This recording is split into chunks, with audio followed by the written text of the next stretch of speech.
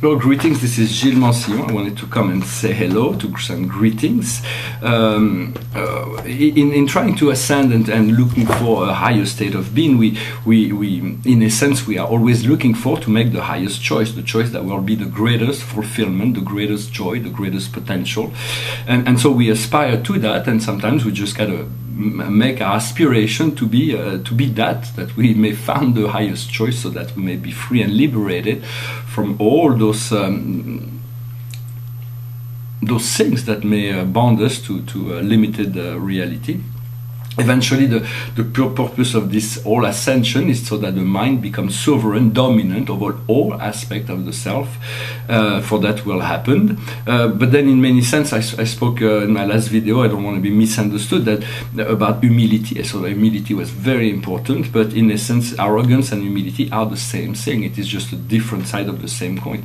Arrogance is the gross, the vulgar effect of wanting to get above everybody else. When humility is the same thing, but in order to do that, it places itself below everybody else and it takes possession of things. For that is in essence very it allows you to see things from a non-ego identity and understand there are no superior or inferior in the universe. For everyone was created as one. It's just all those ones believe they are less or more than one, but in essence we are all one, and we have to return to that one identity. When there is no inferior, no superior, all is equal to one under the law. When people and the God, when people and the source, and the love, and the life, and the light.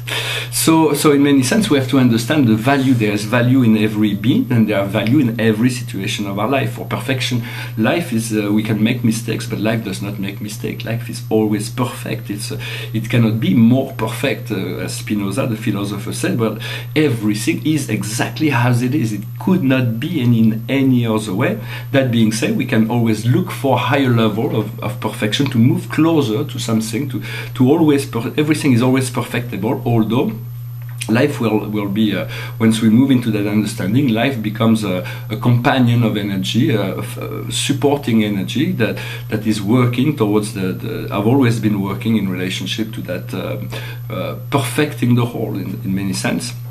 What Spinoza, I always thought, I didn't mean to criticize him, but he doesn't believe in apotheos, becoming God. Apotheos, at the end of the program, we're becoming one with the one, and that is a divine inevitability. Yet he does not believe that, maybe because of the dogma of the Catholic religion at the time where I was living. But in many sense, Jesus fulfilled that function of man, God becoming man, and man becoming God. The Christic model. He is the divine model for our universe. And so in many sense we'll come to realize that beyond the ego identity, there is a soul identity. For our soul is like a great diamond, and each personality of time and space is like a facet, and then we eventually come to this diamond. We'll have many facets in which we have to polish this diamond each and every day to make it until we can make it this principle of harmony. We can make it infinite and eternal. Because the secret of personality is a great mystery in the universe that nobody really knows. We only know that God is the only being that's capable of creating personality. He's created infinite personality, from the most spiritual to even the material, and none two are alike. So there is it is a great mystery that so that human personality will have own soul personality, will have own spiritual personality, which will evolve into divine personality, which will evolve into transcendental personality, which will evolve into ultimate personality, and the absolute personality of deity is still so far away in the potential that it's not quite considerable, but there is the potential is always there for those activation of a higher perception beyond the ego, because we have to make our ego happy in many sense. We have to, it has to be satisfied, you have to be content with happiness, in many ways. So it is important to work with our ego, not to allow ourselves to take the time to to acknowledge all those parts of ourselves and to be gentle in dealing with them. I wanted to speak very briefly about astrology and the four elements within astrology: the fire, the earth, the air, and the water. We have essentially 10 major planets, but those 10 major planets will give us some aspect of whether it is which element is dominant within our life, like water, fire, earth, or air, and depending on how. And sometimes there may be deficiency in relationship to those elements. So I realize that I'm kind of a bit lucky in my chart, because in sense I have major planet in every 4 elements. Like in the water, in Pisces, I have my ascendant, my Sun, Mercury, Mars, Chiron. On the fire element, I have in Aries, I have Venus and Jupiter. On the earth element, in Virgo, I have Pluton and Uranus. And then I have the Moon and Neptune on the watery sign of Scorpio. But and then on the air side, I have Saturn and Vesta, and so there is a strong balance of element. In many sense, there is the 5th element, the ether, that makes it all come together, makes it all possible. For the ether, in many sense, is the Gestalt. It is once we understand the ether. The Gestalt, in many, I think it's the German word, it's used in English as the one element that that brings cohesion to a system, to a whole. It means like the one piece that makes you understand everything. And in many sense, the soul light, is the Gestalt of the experience of human reality. And in many sense, the ether is the Gestalt, is the coming together, the realization of the gathering of all 4 elements at the center. Well, I hope this message was interesting for you. I want to pull out a card for the day.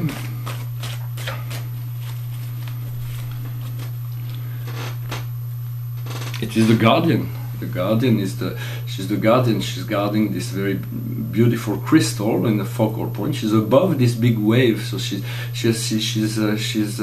completely detached from anything that can come from the lower realm. She's totally protected. She wants to protect her energy above the emotional realm, above the chaos, above. She retreats into this higher plane when there is only diamond and light and beauty. And so it is about being the guardian. It is about understanding the role we play. Sometimes we have to change role, and we have this power to magnify this one diamond within ourselves, to keep our focal attention in relationship to that emergence of light within ourselves. And the more we focus on that, the more we are able to get a clear direction. And this clear direction will always also give us a perspective in relationship to all the earth plan that we are living in, that we are this time and space condition, our karmic condition. And so there's a great deal of information that can come from the ability to attune to the invisible realm of spirit and all the support team that we have in the invisible world. I'm going to finish with a little song. It's a song that speaks about silence, and so silence is very important. We have to develop silence, to feel that we have the ability to stand within silence without having desire, without having to put thoughts into it, without having to speak in the silence. It takes practice. It's not something that happens overnight, but it's something we practice. And so we are learning to make more silence within our mind, to be more at peace within. And so from the peace that we can create inside, we develop this love, and from the love comes the freedom that is given to once we are no longer bonded by temporal condition. Well, this song is it's an old song. It's called The Sound of Silence. It goes like this. Hello darkness, my old friend, I've come to talk with you again, because a vision softly creeping left its seed while I was sleeping, and the vision that was planted in my brain still remains within the sound of silence.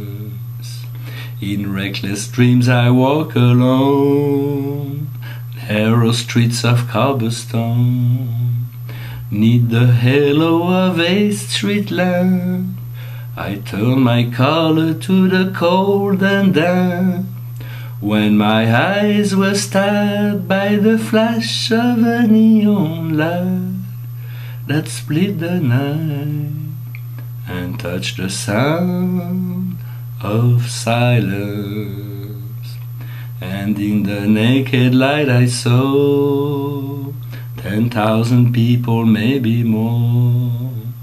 People talking without speaking, people hearing without listening, people writing songs that voices never share, and no one dare disturb the sound of silence.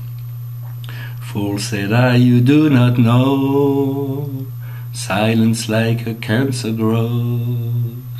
Hear my word that I might teach you, take my arms that I might reach you. But my words like silent raindrop fell, and echoed in the wells of silence. And the people bowed and prayed to the neon god they made, and the sign flashed out its warning in the words that it was forming. And the sign said the words of the prophets are written on the subway walls and tenement halls, and whispered in the sound of silence. Well, thank you very much for everything, for sharing, for listening till the end. I wish you a wonderful day. I hope you will cultivate this silence and then move into this great enthusiasm that will be bubbling up from this new energy that will be coming after this eclipse. I wish you a good day. Namaste.